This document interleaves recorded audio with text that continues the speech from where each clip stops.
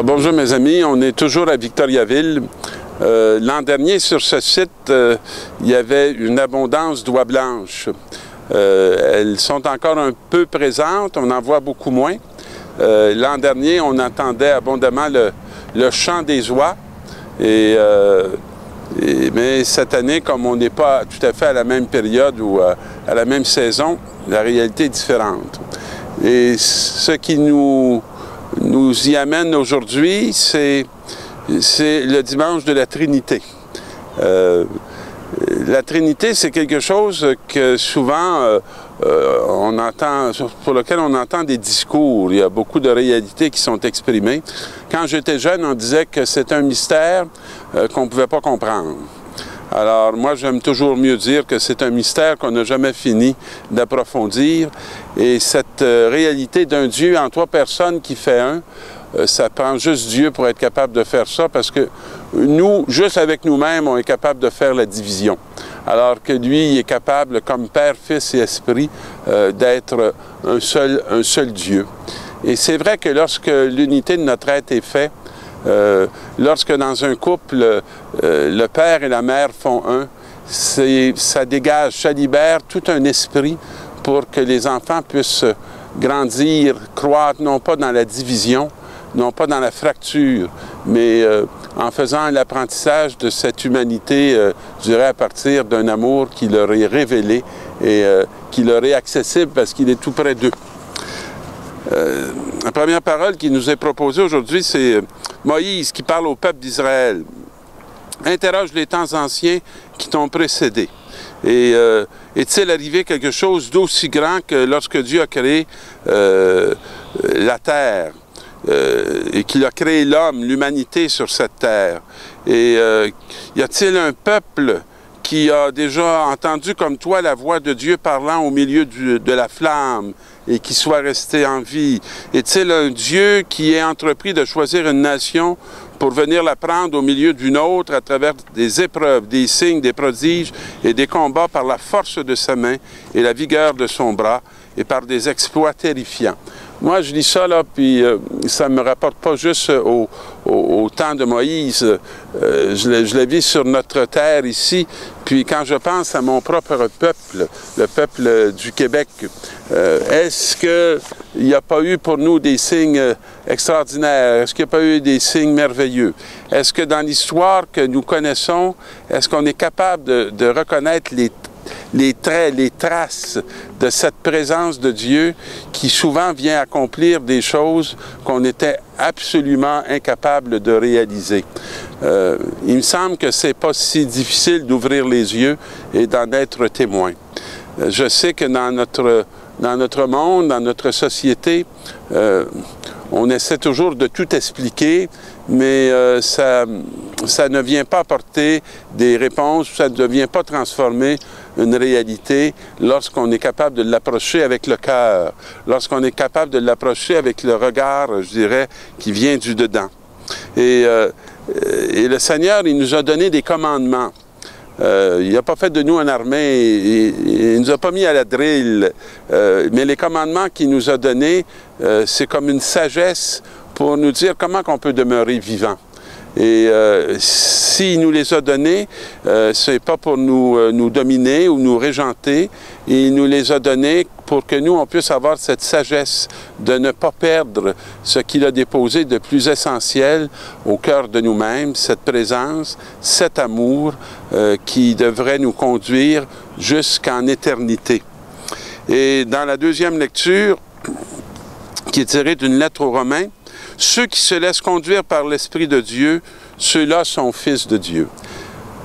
Vous comprendrez bien qu'il y a l'Esprit de Dieu et qu'il y a l'Esprit du monde. L'Esprit de Dieu ne veut pas, je dirais, s'opposer au monde, mais l'Esprit de Dieu est très différent de l'Esprit du monde. C'est un esprit qui nous dispose pour aimer ce monde, pour le transformer, pour lui donner le souffle qui va lui permettre d'atteindre sa maturité, d'atteindre son accomplissement. C'est pas un esprit qui est tourné, qui nous tourne vers nous-mêmes. C'est pas un esprit qui nous tourne vers nos propres satisfactions. Non, c'est un esprit qui nous appelle à la vie. Et c'est ceux qui sont habités par cet esprit de Dieu, nous dit la parole, qui sont fils de Dieu. Et ils ne sont pas... l'esprit qu'on reçoit ne fait pas de nous des esclaves, ne fait pas qu'on est dominé, ne fait pas qu'on a peur et que si on l'accueille, c'est parce que c'est pour obtenir quelque chose qu'on voudrait à la fin des temps, parce que si on ne le vit pas, on va le perdre. Ça, c'est un esprit qui n'est pas l'esprit de Dieu. L'esprit de Dieu, c'est un amour, c'est de reconnaître qu'on est aimé, c'est d'avoir la joie de répondre à cet amour et de voir tous les effets que cet amour a pour notre propre réalité, pour notre quotidien. Il nous donne une liberté et ne fait pas de nous des êtres timorés qui essaient de contrôler, je dirais, l'univers pour les protéger d'un Dieu qui finalement aurait que des mauvaises intentions s'ils ne sont pas soumis à la manière qu'on pourrait penser qu'ils ont à le devenir. Le Seigneur ne nous appelle pas à une soumission. Il nous appelle à l'obéissance. Et l'obéissance, c'est une réponse. C'est une réponse à une reconnaissance. Et pour moi, c'est bon de pouvoir vivre sa vie dans cette liberté. L'esprit du monde, il est trompeur. Il nous présente des satisfactions immédiates. Il nous laisse entendre qu'on est très libre. Et finalement, on voit des masses de gens sombrer dans des dépressions parce que ce type de liberté ne conduit pas du tout à la joie de l'alliance, à la joie de trouver ce que nos cœurs cherchent. Et dans l'Évangile, alors ils vont être sur la montagne où il leur a donné rendez-vous. Et on nous dit ceci: quand ils le virent, ils se prosternèrent, mais certains eurent des doutes. On voit que les doutes font partie de la communauté. Parce qu'on est avec Jésus, on est avec les disciples, ils se prosternent, mais il y en a qui doutent, qui sont vraiment devant, je dirais, la présence de Dieu, l'incarnation en Jésus de ce Dieu d'amour. Et Jésus leur dit, c'est beau parce que Jésus s'approcha d'eux et leur adressa ces paroles. Alors, j'aime qu'ils insistent sur le fait qu'il se fait proche. Et la parole qu'il leur donne, c'est une parole de grande confiance. Tout pouvoir m'a été donné au ciel et sur la terre. Alors, on n'est pas juste devant une force de la terre, on est aussi devant une force du ciel.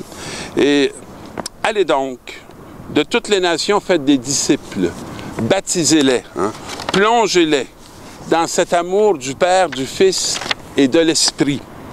Et apprenez-leur à garder tous les commandements. C'est pas juste dites-leur les commandements, c'est apprenez-leur à garder les commandements.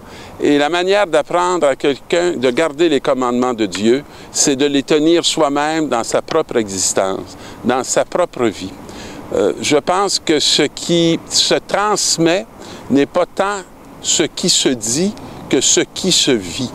Et nous sommes appelés à être des témoins, non pas d'abord par les mots, par la bouche, on est appelés à être des témoins par notre chair, par notre être, par notre façon de vivre et d'exister. C'est l'exemple qui fait qu'on apprend aux autres à garder ces commandements de l'amour. Et moi, je suis avec vous tous les jours jusqu'à la fin des temps. Et c'est ce que j'expérimente, parce qu'il me semble que si je ne vivais pas sa présence, je m'absenterais souvent de toutes sortes d'appels qui m'apparaîtraient me dépasser. Mais en lui, je sais que je peux répondre à cet amour que le monde attend. Alors, mes amis, je vous souhaite d'être passionnés pour cette humanité qui nous est confiée par celui qui a tout pouvoir. Au moment où le soleil baisse, je vous salue et je vous invite à laisser son soleil à lui éclairer votre vie. Au revoir.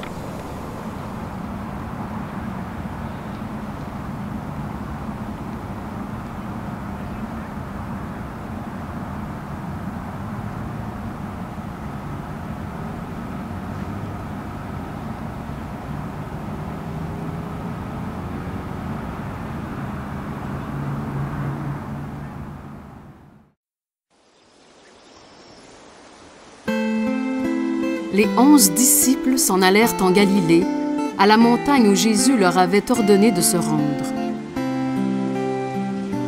Quand ils le virent, ils se prosternèrent, mais certains eurent des doutes.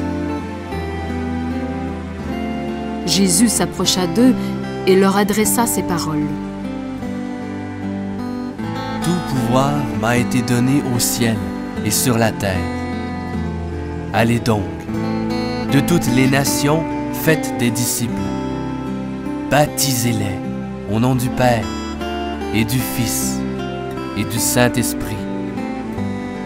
Et apprenez-leur à garder tous les commandements que je vous ai donnés. Et moi, je suis avec vous tous les jours, jusqu'à la fin du monde. »